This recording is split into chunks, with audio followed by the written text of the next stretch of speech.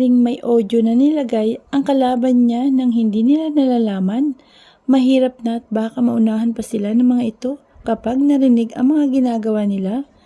Halos mag-isang oras bago sila natapos, nagsenyas na lang silang walang nakita. Sinimulan na ring lagyan ng secret CCTV ang office ko, pati na ang conference room, ang private room ko ron, pati bathroom. Hanggang sa nagkwentuhan kaming parang walang nangyari, to pretend na wala kaming nahalata sa bagong sekretary ko. Mahirap na at baka nakikinig lang ito sa labas, nakikiramdam. Kailangan kumilos na kayo, mga buwisit, sigaw ni Lorraine sa mga tauhan niya. Paano mo naman nalaman, babe, na sabing nakakahalata na yung siraulong lalaki na yun? Wika naman ang kaibigan nito. Magtatanong ka pa, kailan ba ako nakahalatang pumalpak ha? Sigaw naman ito. Ops, relax babe. Paano natin matutodas yun kung paiiralin mo ang init ng ulo mo? Wika nito. Kaya nga pakilusin mo na ang lahat ng tauhan natin. Dahil kung hindi, tayo ang matutodas. Katulad ng pagpatay niya sa nobyo ko, hindi ko sila mapapatawad. Papatayin ko rin ang mag-ina niya. Nang gagalaiting sigaw nito. Kayo, anong tinutungangan nyo riyan? Magsikilos kayo. Gumawa kayo ng paraan kung paano nyo mapapasok ang mansyon ng lalaking yun para makuha natin ang mag-ina niya. Wala akong pakialam kung maraming tauhan ito sa mansyon. Walang babalik dito nang di nakukuha ang mag-ina. Sigaw pa rin ito. Alam kong nakakahalata ka na, Mr. Montenegro. Hindi ako tanga. Hindi ko hayaang maunahan mo ako. Maunahan nyo. Sisiguraduhin kong makukuha ko ang mag-ina mo. Pagbabayaran ko kayong lahat. Sigaw ng isip ni Lorraine kasabay ng paghalakhak nito. Samantalang, si Andrea naman nayayamot na dahil hindi man lang sila makalabas ng mansyon. Hindi niya rin maunawaan kung bakit sandamakmak ang mga tauhan nito sa loob ng mansyon. Lumipas ang mga araw, linggo at buwan nang di kami halos nag-uusap ni Nick na siyang sinasabayan ko rin dahil sa inis ko rito. Hindi ko rin ito pinapansin.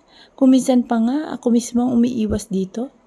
Naiinis kasi ako rito dahil sa hindi nito pagsabi sa akin ng katotohanan kung ano ba talaga ang mga nangyayari. Pakiramdam ko tuloy wala akong halaga sa kanya. Siguro dahil sa di naman talaga niya ako asawa, pipingwi ka ng isipan ko. May mga oras na umiiyak na lang ako dahil sa sama ng loob at tampo ko rito. Siyempre mahal ko ito kahit na hindi niya ako asawa. Ewan ko nga ba kung bakit tinatawag ako nitong asawa o itinuturing kahit na hindi naman niya talaga ako asawa. Pansin ko rin na ganun din ang turing sa akin ng mga kaibigan nito. Hindi ko na rin naman na paghihinalayan na babae nga nito ang bagong sekretary dahil madalas nasa library lang ito. Bibihira lang itong pumunta ng company. Subalit madalas nandito ang mga kaibigan nito. Kung minsan pa makikita kong may mga bisita itong di ko kilalang mga lalaki. Sa rami ng tauhan itong nakapalibot sa mansyon, kulang na lang hindi na ako lumabas ng kwarto. Pakiramdam ko kasi bawat kilos ko, binabantayan nila. Hanggang sa mapansin ko, isang araw ang mukha ni Nick na galit na galit. Halos di nga yata ako nito napansin man lang. Para itong hangin na dumaan sa harapan ko at mabilis na umalis na mansyon. Minsan parang gusto ko nang sumuko. Pakiramdam ko, ang gulo-gulo ng buhay ko. Gustuhin ko man bumalik na lang ng Europe. Ngunit di na ito pumayag at baka raw may makatunog na kalaban namin na sumakay ako ng eroplano at baka doon pa ako mapahamak. Minsan nainis na ako sa pinagsasabi nitong kalaban. Hindi naman sa akin sinasabi kung sino ba ang pinaghihinala nitong kalaban. Mabuti na lang talaga, naaliw ako dahil sa anak namin. Nawawala ang lahat ng inis ko kapag naririnig ko ang paghagikik nito. Halos pinanggigigilan ko pa ito dahil sa pagiging malusog nito. Kahit bata pa ito, kitang-kita ng kagwapuhan nito. Manang-mana talaga sa kanyang daddy. Are you sure of these papers? Tanong ni Nick habang inisa-isa ang mga papeles na nasa harapan niya. Nasa library siya ng mga oras na yon, kasama ang kanyang investigador. Yes, boss. Yan ang lahat ng patunay na ang bagong sekretary mo ang may pakana sa lahat ng nawawalang pera sa loob ng kumpanya mo. I think kasabwat niya ang manager niyo dahil di naman niya yan magagawa kung siya lang mag-isa ang kumilos. Wika ni Dennis, ang investigador ko. Tiimbagang kong inisa-isa ang lahat ng papeles. Paano niya ito nagawa sa loob lamang ng 2 buwan na makuha ang ganitong kalaking pera? Paano ito nagawa ng pinagkakatiwalaan kong manager? Tanong ng isip ko. Halos gusto kong suntukin ang lamesa dahil sa galit. Milyones ang nawala sa loob lamang ng more than a month. How about my secretary, Leia? Did you find her? Tanong ko rito habang pinipigilan ng galit. Not yet, boss. Actually, pakiramdam ko may sumusunod sa akin itong mga nagdaang mga araw. But I have an idea kung saan maaring matagpuan si Miss Leia. Pero ang magpapatuloy upang maghanap nito ay ang matalik ko ring kaibigan. Sasabihin ko na lang dito kung saan siya maaring pumunta. Then, sasabihin niya na lang sa akin kapag natagpuan niya na ito. Kailangan ko munang umiwas upang di tayo mabuko ng mga kalaban. Mahabang wika nito na siyang sinang-ayunan ko naman. Good job, but make sure na safe ang dating ng sekretary ko, pati ang mga parents nito. Just in case na makita na siya sa ngayon, hahayaan ko munang manatili ang bagong sekretary ko sa loob ng kumpanya. Hanggat hindi natatagpuan kung nasaan si Leia, mahirap na at baka alam niya kung nasaan mga ito. Baka pag dinakip ko ito kasama ng manager ko, di natin matagpuan si Leia at ang masaklap patayin pa nito. Kaya kailangan muna nating malaman kung nasaan nga si Leia. Mahabang wika ko rin dito. Pansin ko rin ang pagtango-tango nito. Anyway, boss, aalis na ako at nang makausap ko na lang ang kaibigan ko na dapat niyang gawin. At ako na rin ang bahala kung may kinalaman ba rito ang manager niyo, wika nito. Tumayo naman ako mula sa pagkakaupo ko sa swivel chair ko at hinabot ang kamay dito. Okay, take care. Balitaan mo na lang ako.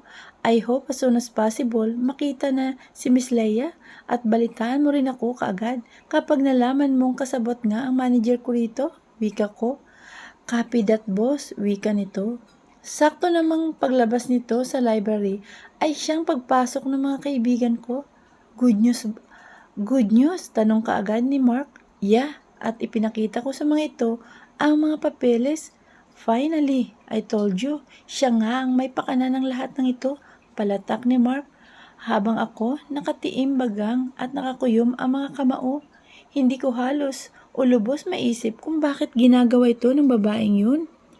Kung mayroon bang nag-uutos dito na gawin ang mga ito sa tagal ng pamamalakad ko sa kumpanya, ngayon lang ito nangyari at masakit para sa akin na ang pinagkakatiwalaan ko manager ay maaring kasabot din ito. Sinabi ko na dito sa mga ito na maaring kasabwat ang manager ko sa pagkawala ng malaking pera. Pero dude, sabi mo, ang lahat ng perang nawala ay nakalagay ngayon sa bank account ng babaeng yun. Kung kasabot siya, dapat may kaparte siya, di ba? Tanong naman ni Vince. Tama, may punto ito. At itong bagay na dapat kong malaman. May maling nangyayari. Maaring ginamit lang nitong manager ko. Yeah, you're right. I think possible na ginagamit niyang manager ni Dude. Tinakot kumbaga, lalo na kung isa siyang sindikatong babae. Possible talagang mangyari yun, wika naman ni Kit. Alam mo na rin bang sindikatong babaeng ito, Dude? Or kasama sa isang sindikato? Tanong naman ni Dean sa akin. Not yet, wala pang ibinibigay na impormasyon sa akin ang investigador ko. And now, may lead na siya kung saan maaaring makita si Leia at yan ang hinihintay ko. Alam kong may kinalaman siya rito kung sino ba talagang bagong sekretary ko na nirecommend niya, wika ko sa mga ito. Pansin ko mga pagsang-ayon ng mga ito. So, what will you do now? Anong gagawin mo sa bagong sekretary mo na alam mong siyang nagnanakaw ng pera mo? Tanong ni Mark. Hahayaan ko muna siya for now hanggang sa matagpuan si Leia. Kailangan ko munang masigurong safe ito at ang pamilya nito. Malaki ang hinala ko na maaaring ginagamit niya rin ang dating sekretary ko. Hindi ko alam kung anong motibo niya, kung bakit ginagawa niya ito, but I will make sure na hindi siya mananalo. Tiimbagang nawika ko. Impossible namang kalaban mo lang ito sa kumpanya. Tanong ni Vince. Sa tagal kong namamalakad, wala akong nakitang nararamdamang may galit sa akin. Lalo na ganito katindi ang nangyayari, pero malalaman ko rin ang lahat ng ito. Sagot ko. Okay, dude, nandito lang kami para sa'yo. Anyway, natrace ko na kung saan umuwi ang sekretary mo. But I think it's not enough, dude, wika ni Mark. Kunot noon naman akong napatingin dito. What do you mean? Tanong ko rito. Pansin ko rin ang pagtinginan ng ilang kaibigan namin dito. Napansin ko pa rin ang ngising naglalaro sa labi nito. Kailangan mong dikitan ng audio ang bagong sekretary mo, wika nito. Dahil sa galit na umiiral sa akin, halos hindi ko na mag-gets kaagad ang ibig sabihin nito. Kaya naman, nakakunot na ulang ako rito. Hinihintay na muling magsalita. I think that's a good idea, rinig kong wika ni Kit. Yeah, sang-ayon naman ni Dance. Nakangiti pa ang mga ito bago pa man ako magsalita. Nagsalita ulit si Mark. Kailangan mo siyang lagyan ng small audio para saan man siya magpunta. We can hear it whatever she say. Mahinang wika ni Mark. Doon ko naman naintindihan ang nais ng mga itong iparating. Kung minsan talaga, ang galit, nakakabobo rin. Humihina ang utak ko dahil sa galit ko eh. Paano ko naman yung gagawin sa kanya? Tanong ko rito. Pansin ko ang mga tinginan ng mga ito, sabay ngisi, nang nakakaloko. Parang alam kong may naglalaro na naman sa isipan ng mga ito. Kailangan mo siyang daanin sa sweetness habang hinawakan ang bahagi ng kanyang katawan na paglalagyan mo ng audio. Bulong ni Mark, ngunit rinig pa rin ito ng mga kaibigan namin. What? Paano ko yung gagawin? Makita ko pa lang siya, matindi ng galit na umaapaw sa dibdib ko. Inis na wika ko sa mga ito. You can do it, dude. Ito lang ang magiging paraan para malaman natin kung may makasangkot siya. Malay mo, pagdating niya pala sa place niya, naghihintay doon ang mga kasabwat niya. So, malalaman natin kaagad kung ano mga pinag-uusapan nila. Malay mo, makasama pa sa topic nila si Miss Leia. Mahabang litanya ni Mark. At paano naman kung hinubad niya ang damit? Paano na natin maririnig ang pinag-usapan nito? Kung sakali, kunot noong tanong ko sa mga ito. Pakiramdaman ko tuloy, di gumagana ang utak ko ng mga oras na yun. Simple lang, lagayan mo siya ng audio araw-araw, every time mo. Siyang pakitaan ng sweetness at kunwari hinahawakan mo ang buhok niya. Ikaw nang bahala, dude. Basta malagyan mo lang siya ng small audio, wika naman ni Kit. I think it's hard to do that. Paano na lang malaman ito ng asawa ko eh. Hindi nga naghihinala talaga yun eh. Baka tuluyan pa siyang mawala sa akin dahil dito, wika ko. Hindi mo naman ipapaalam sa kanya at saka dude, trabaho lang to. In case man talagang malaman niya, explain to her, wika naman ni Dance. Okay, I will try it. Habang hinihilamokos ang mukha, paano ko nga ba ito gagawin sa taong sobrang galit ang nararamdaman ko? Pero kailangan, baka sa paraan nito maging madali ang lahat. Kailangan ko nga lang mag-ingat. Alam kong matalino rin ang babaeng yun. Baka makahalata. Napansin ko na lang ang pag-appear ng mga ito. Wala akong nagawa kundi magbuntong hininga. Andrea point of view. Isang araw nang maisipan kong tawagan ang numero ng aking matalik na kaibigan. Ang tagal na rin kasing hindi man lang ako rito nakakapagparamdam simula nang hindi matuloy ang kasal ko. Wala tuloy akong balita rito kung bumalik na ba ito ng ibang bansa. Hello, wika ng kabilang linya. Galak naman ang nararamdaman ko nang makontak ko ito. Bes, wika ko. Bes, OMG, akala ko hindi ka na magpaparamdam. Kumusta ka? Nasaan ka ba ngayon? At ano bang nangyayari? Bakit di ka dumalo sa kasal mo? Alam mo na ba ang mga nangyari? Sunod-sunod nitong tanong. Napakagatlabi naman ako dahil sa sunod-sunod nitong tanong. Mahabang kwento, Bes, pero maayos naman ako. Ikaw, nasaan ka ba ngayon? Bumalik ka na ba ng ibang bansa? Tanong ko rin dito. Mabuti naman kung ganun, Bes. Nandito pa rin ako sa amin. Hindi na ako bumalik pa roon at bumalik na rin ang parents ko dito. Mas gusto raw nilang tumira dito kaysa sa ibang bansa. Ikaw, Bes, nasaan ka ba ngayon? Gusto kitang puntahan, wika nito. Nakaramdam naman ako ng excitement dahil sa isiping pupunta ito. At least mawawala ang lungkot ko kahit papano. Bago pa man ako makapagsalita, ay kagad din itong nagsalitang muli. OMG, I forgot. Buntis ka pala noon. Oh my, I wanna see your baby, best. Nagtitiling wika nito. Halata ang excitement din nito. Yes, best. I'm gonna tell you what address her. Wika ko rito na may kasamang ngiti.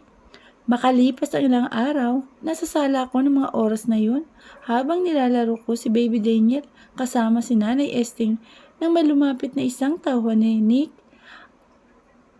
Pagkakatanda ko, isa ito sa malapit na tauhan ni Nick. Ah, excuse me lang po, ma'am. May naghanap po kasi sa inyong babae. Siya raw po si May. Ang matalik na kaibigan niyo raw po. Magalang na wika nito. Kaagad naman akong sumagot dito ng mabilis. Ah, oo, best friend ko yun. Inaasahan ko talagang darating siya ngayong araw. Mabilis na sagot ko rito. Kaagad naman itong nagpaalam, ngunit lingid sa akin na mabilis na palang naipalam ito kay Nick na may bisita ako. Okay, make sure na wala siyang kasama. Tingnan nyo rin sa CCTV sa di kalayuan kung may nakasunod sa kanya. Wika ni Nick nang isa sa pinagkakatiwalaan niyang tauhan ay tumawag sa kanya para ipaalam sa kanyang may isang babaeng nagngangalang May ay matalik na kaibigan daw ito ng asawa niya. Nasa opisina kasi siya ng mga oras na yun. Ngunit upang makasigurong kaibigan nga ito ni Andrea, pinakuhanan pa niya ito ng litrato upang ipasend sa kanya bago ito papasukin sa loob ng mansyon. Kilala niya na kasi ang best friend ng kanyang asawa. Kahit hindi pa sila nito nagkakaharap dahil simula nang malaman niyang tungkol sa totoong buhay ni Andrea, kasama ito sa ibinigay ng kanyang investigador. Bes, agad na wika ni May kay Andrea. Masayang nagyakapan ng dalawa at maya-maya ay nagulat pa si Andrea sa pagtili bigla nito. Ayun pala, nakatunghay kaagad ang paningin nito sa baby ko. Agad itong bumitaw sa akin at mabilis na lumapit kay Baby Daniel. Oh my, ganito ba ka-cute at kapogi ang inaanak ko? Natitiling wika nito at agad na pinanggigilan nito si Baby Daniel. Si Nanay Esting naman ay mabilis na nagpaalam upang ipaghanda kami ng makakain. Kahit kasi napakarami ng mga kasambahay, si Nanay Esting pa rin ang humahawak pagdating sa kakainin nila ni Nick. Naku bes, alam mo bang nahirapan pa akong makapasok sa mansyon niyong to? Wika nito habang nakarga-karga na si Baby Daniel. What do you mean? Kunot noong tanong ko rito. Napansin ko na lang bigla ang pag-ikot ng mga mata nito. Ganito talaga ito kaarte, ngunit mabait at masunurin itong anak. Hindi katulad ko. Biruin mo pagkatapos nila akong tanungin kung sino ako. Kinuhanan pa ako ng litrato. At may tinawagan pa. Pansin ko nga, sumang-ayon. Yung tinawagan ito, dahil pagkatapos noon, ay saka pa lang sila pumunta sa'yo para ipaalam na naririto ako. Mahabang wika nito. Napakagatlabi na lang ako dahil sa sinabi nito.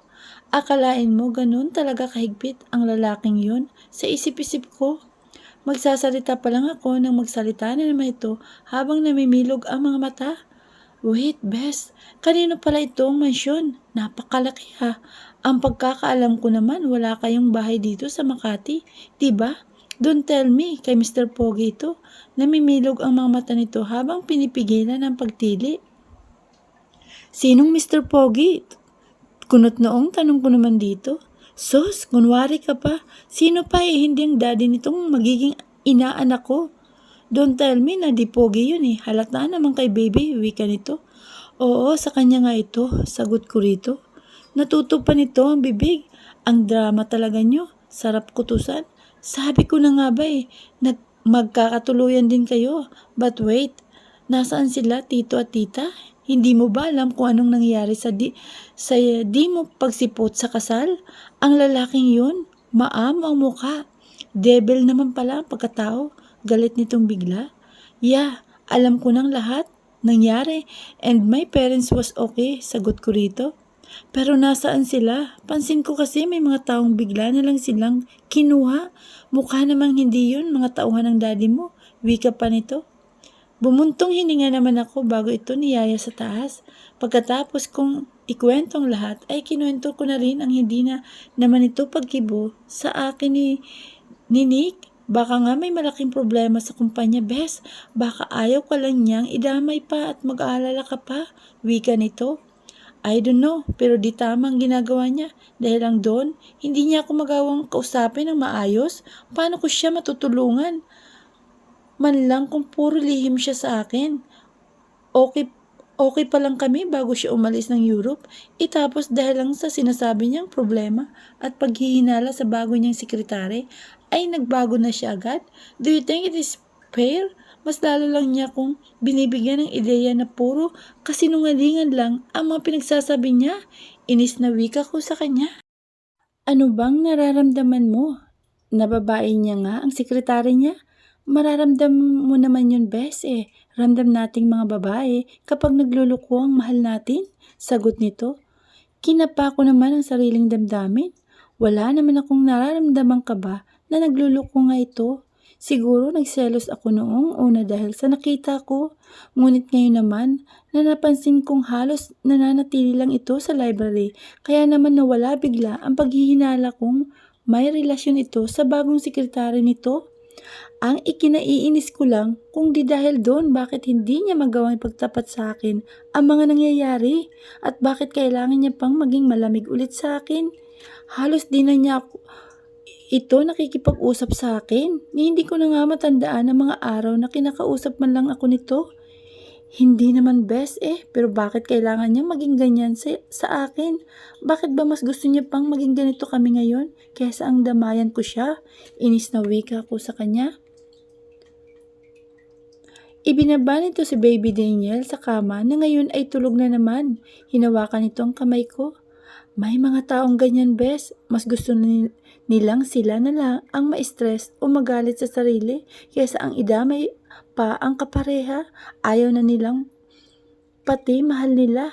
Makita nilang nag-aalala at siguro kaya hindi kanya pinapansin dahil mas gusto niyang pagtuunan sa ngayon ang problema, wika nito. Siguro hindi maliit ang problemang kinakaharap niya ngayon, tulad na lang ng sinabi mong mga kalaban, di ba?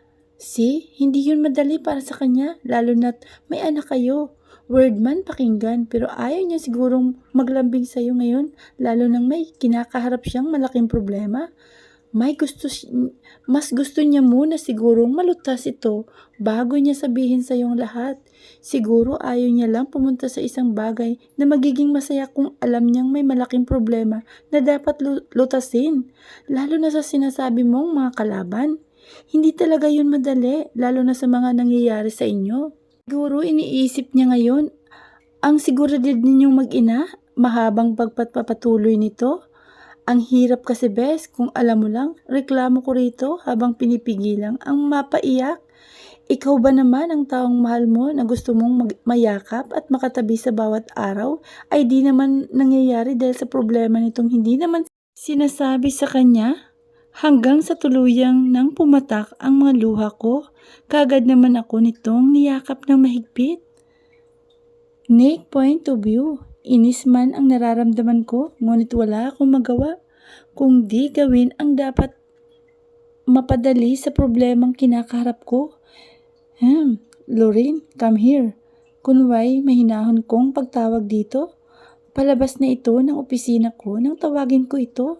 Napansin ko naman ang matamis nitong mga ngiti. Lihim naman akong napatiimbagang. Bahala na.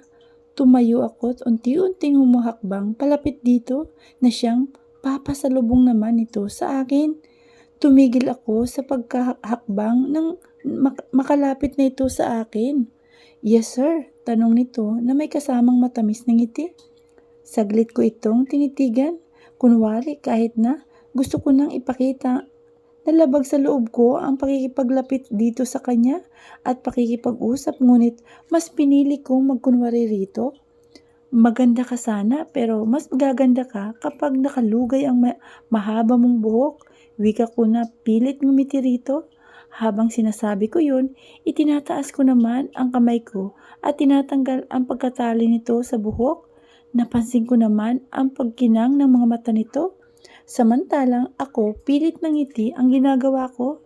Talaga sir? Bagay sa akin? Tanong nito habang nakangiti ng matamis.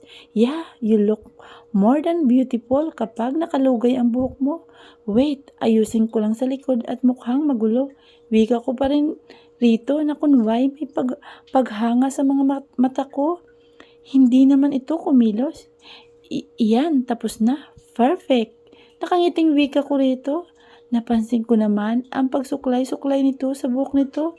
Medyo kinakabahan pa ako, ngunit di ko ito ipinahalata sa kaharap ko.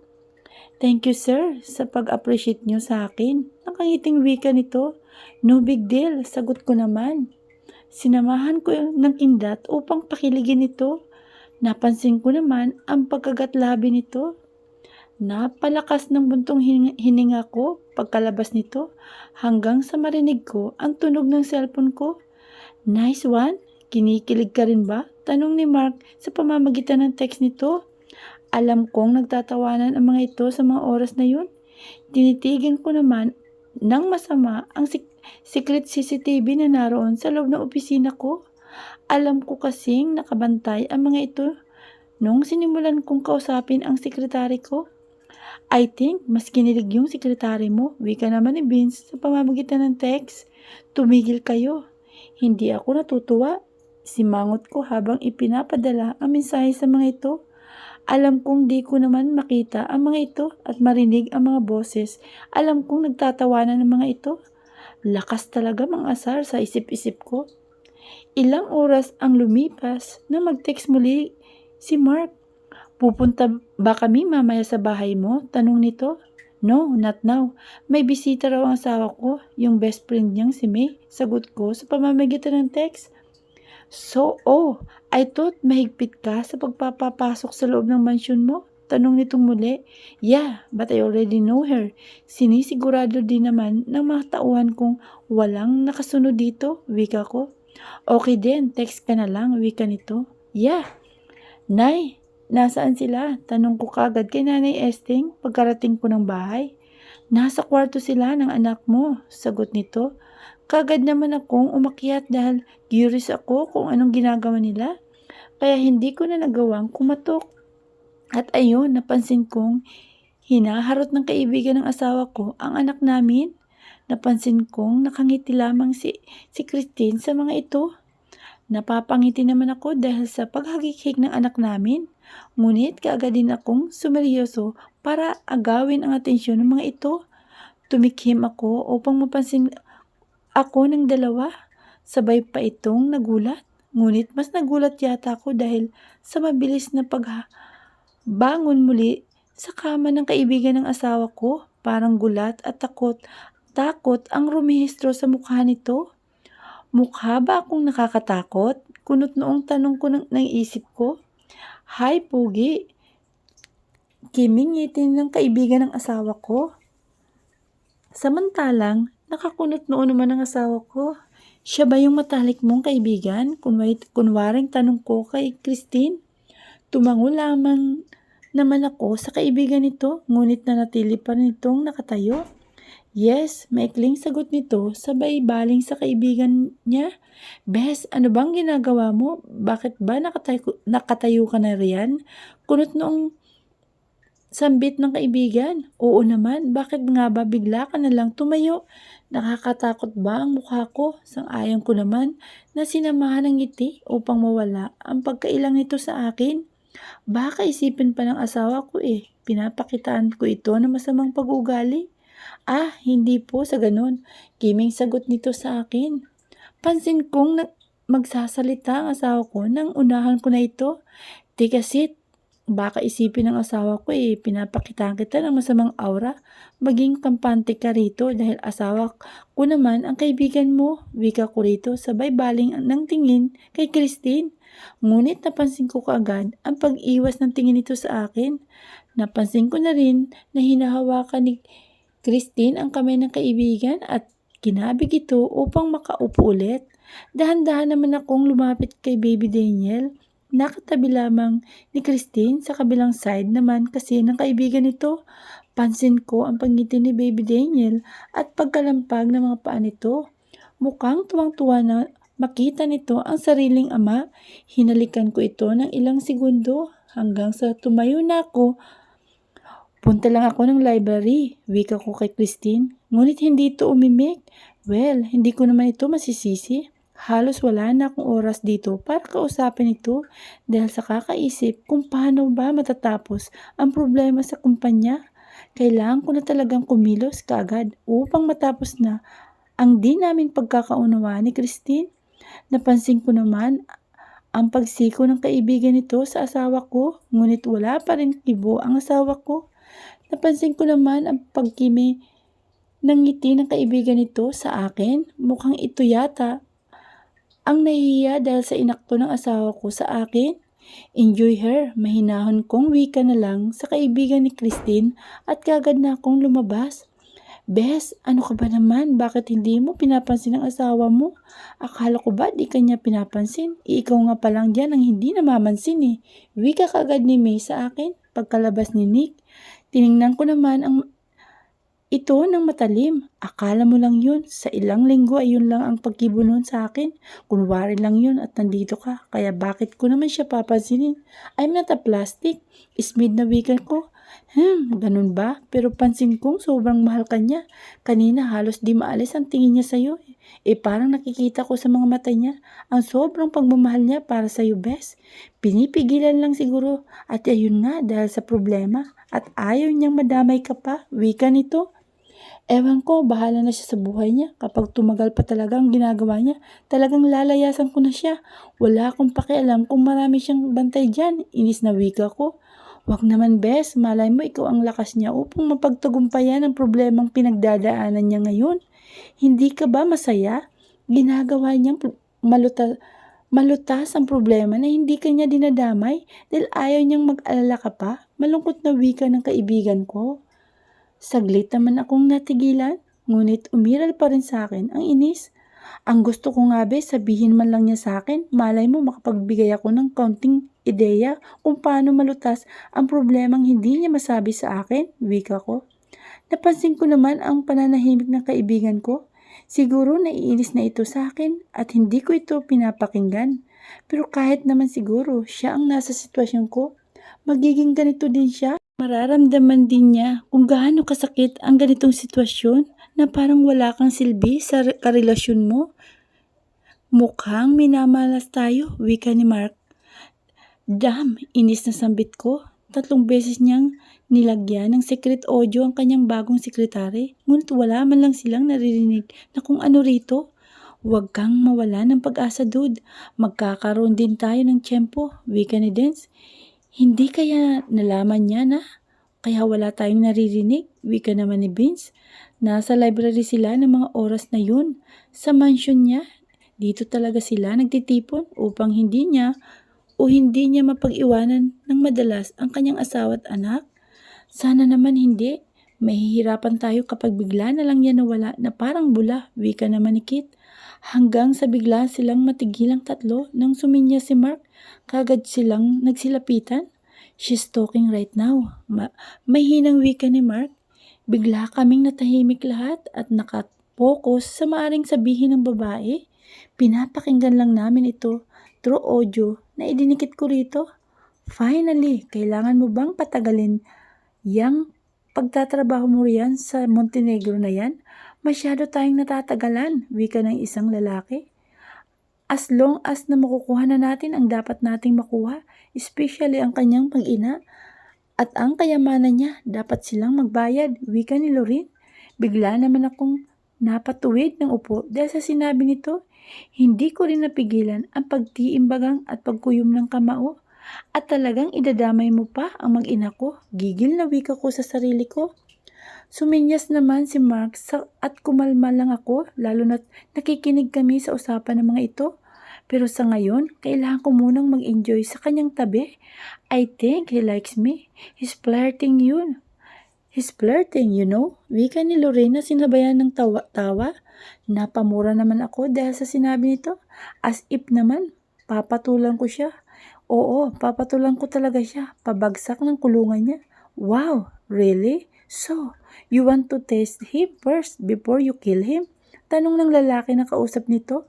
Well, if he's good in bed, I will not kill him. Ang mag-ina lang nito ang pagbabayarin ko. Siguro gagawin ko na lang siyang bedtime. Wika ni Lorin na mukhang nakipag-appear pa sa kausap nito. Akala ko ba nakakahalata ng lalaki yun sa'yo? Tanong ulit ng lalaki. What if patibong lang pala ang ginagawa niyang kabaitan sa'yo? Sabi pa nito. Nagkatingin na naman kaming magkakaibigan dahil sa hinihintay nitong kasagutan. Well, I'm gonna make sure na hindi siya magtatagumpay, wika ni Lorin. Napangisi naman ako sa sinabi nito. Well, see. We will see. Akala namin tapos na ang pag-uusap ng dalawa nang magsalita muli ang sekretary niya. Kumusta? May balita na ba kayo? Rinig kong wika nito. Wala pa po ma'am, sa ngayon masyadong mahirap, wika ng isang tauhan nito. Mga bobo, hanggang kailan kayo makakakuha ng paraan? Kapag tayo na ang nahuli? Galit na wika ni Loren. Anyway, kumusta ang pinapatago ko sa'yo? Tanong muli ni Loren. Maayos ma'am, palagi naming binabantayan at wala namang kakaibang nangyayari, wika ng tauhan nito. Good, siguraduhin nyo lang na hindi makatakas ang babaeng yan, pati na ang pamilya niya. Dahil kung hindi, mauubos tayong lahat kapag nakapagsumbong yon, wika ni Loren. Kagad naman kaming nagkatinginan, magkakaibigan. Mukhang alam na namin ang tinutukoy nito. It's Leia with her family. Sige na, umalis na kayo sa harapan ko at maiging magbantay kayo riyan. Maghanap kayo ng paraan kung paano pwedeng gawin sa pinapagawa ko sa inyo, wika pa rin ito. Yes, madam, hanggang sa marinig namin na parang naghali ka ng sumunod. Masyado ka namang mainit, pero mas papainitin pa kita. Bakit mo pinatay? Sabi ng mga kaibigan ni Nick.